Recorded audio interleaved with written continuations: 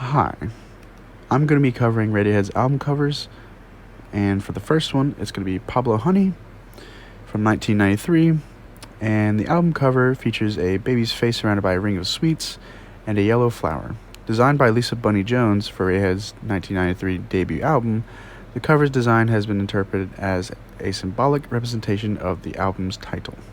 As you can see, pictures right there, and in the background, that's the title list of the tracks. For the second album, The Bends, in 1995, Radiohead frontman Tom York and artist Stanley Donwood, who will be featuring in all of these, have revealed the front cover of their album. The Bends came about after the pair sneaked into a hospital basement. For The Bends, York and Donwood entered John Radcliffe Hospital in Oxford with a video camera to film an iron lung, but found it visually boring. Instead, they filmed a CPR mannequin, displayed the footage on a television set, and photographed the screen. They stretched the image to distort it and exaggerate the expression. As you can see, very iconic. For their third album, OK Computer, in 1997, very iconic album cover and one of their most popular. The OK Computer artwork is a collage of images and text created by York, credited as The White Chocolate Farm, and of course, Stanley Donwood. York commissioned Donwood to work on a visual diary alongside the recording sessions. He said he did not feel confident in his music until he saw a visual representation to accompany it. According to Donwood, the blue and white palette was the result of trying to make something the color of bleached bone. For their fourth album, Kid A, in 2000, the Kid A artwork and packaging was created by York with Stanley Donwood, who has worked with Radiohead since their 1994 EP, My Iron Lung. Whereas the pair had previously created album artwork through collage, photography, and digital manipulation, for Kid A, they used paint for the first time. Don would use canvases measuring 6 square feet and used Artex to create textured surfaces. He painted on large canvases with knives and sticks and used Artex to create textured surfaces, which York photographed and manipulated with Photoshop. Donwood focused on painting while York focused on digital editing. While working on the artwork, York and Donwood became obsessed with the World Watch Institute website, which was full of scary statistics about ice caps melting and weather patterns changing.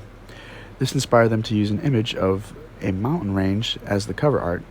Donwood said he saw the mountains as some sort of catalytic power. Also a very well-known album. For their next album, the follow-up to Kid A, Amnesiac, in 2001, the Amnesiac artwork was created by York and his longtime Radiohead collaborator, Stanley Donwood. For inspiration, Donwood explored London, taking notes, likening the city to the labyrinth of Greek mythology. He scanned blank pages of old books and superimposed onto them photos of fireworks and Tokyo Tower blocks, copies of Piranesi, imaginary prisons, drawings, and lyrics and phrases printed by York on a broken typewriter. The cover depicts a book cover with a weeping minotaur.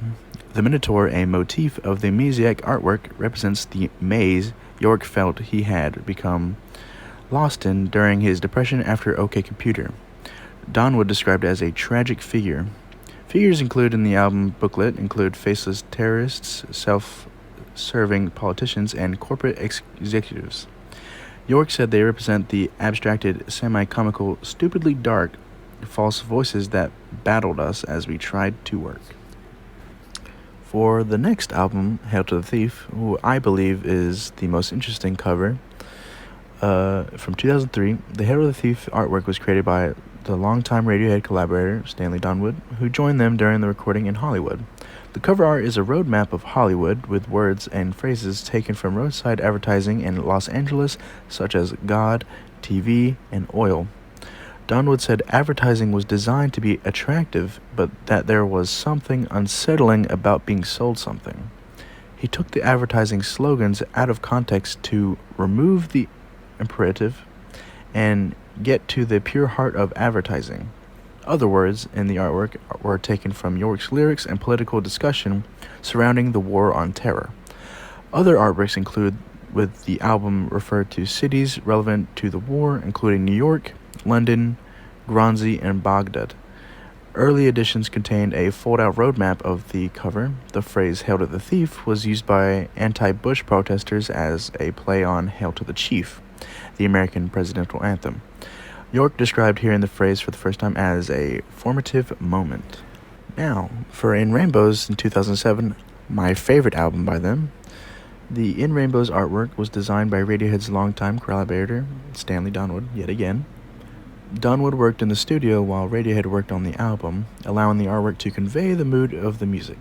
He displayed images in the studio and on the studio computer for the band to interact with and comment on. He also posted images daily on the Radiohead website, though none were used in the final artwork. Donwood experimented with photographic etching, putting prints into acid baths and throwing wax on paper, creating images influenced by NASA space photography. He originally planned to explore suburban life, but realized it did not fit the album, saying, "The music took a different direction and became much more organic, sensual, and sexual. So I started working with wax and syringes." He described the final artwork as very colorful. It's a rainbow, but it is very toxic. It's more like the sort of one you see in a puddle. Radiohead did not reveal the cover until the final retail release. The limited edition includes a booklet containing additional artwork by Donwood. As you can see, very, very colorful. Now, for their second last album, The King of Limbs in 2011, a very interesting cover, but I think it fits the vibe quite well. The King of Limbs artwork was created by York with Radiohead's longtime collaborator, Stanley Donwood, again. As with previous Radiohead albums, Donwood worked as the band recorded nearby. He painted oil portraits of the Radiohead members in the style of Gerhard Richter, but abandoned them as "I'd never painted with oils before and I'm not Gerhard Richter," so it was just a series of painted disasters.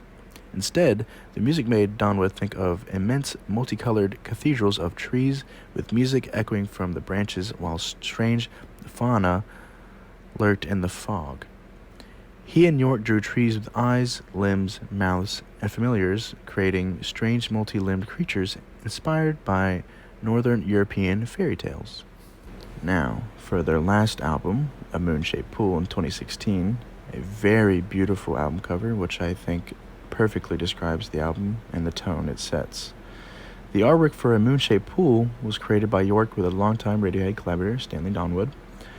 Donwood worked in a barn with speakers connected to the La Fabrique studio where they recorded nearby, allowing their music to influence his art. Wanting to move away from the figurative art and create work that was more a product of chance, Donwood initially conceived a robotic device that would squirt paint on canvases, but this proved technically difficult. Instead, he experimented with weather, leaving canvases outdoors to allow the elements to affect the paint. Donwood continued the weathering process in Oxfordshire during the band's winter break with completely different results, before photographing the works and editing them in Photoshop with York. Now, for some of their album deluxes, we have the OK Computer, OK Not OK from 2017. Same picture, but it seems to be burnt on the side. Has some really nice singles on there. In Rainbows Disc 2 from 2010, it is the back side of the disc, and it's more wax, and it's very pretty. And for Kid Amnesia in 2021, it combines Kid A and Amnesiac, and it changed the words to red. And actually, alongside when this album came out, there was a interactive museum video game that released the same year with it. Very fun. And now, for just the singles, there's a lot more than this, but these are just some of my favorites. The first two are Creep and Anyone Can Play Guitar. These two are from the Pablo Honey era. The next three, or I guess the next four, My Iron Lung, High and Dry, Planet Telex, Fake Plastic Trees, and the bottom left is Street Spirit Fade Out. These are from the Benz era. Next two are Paranoid Android and Karma Police. And then the last two are Pyramid Song and Knives Out from the Amnesiac era.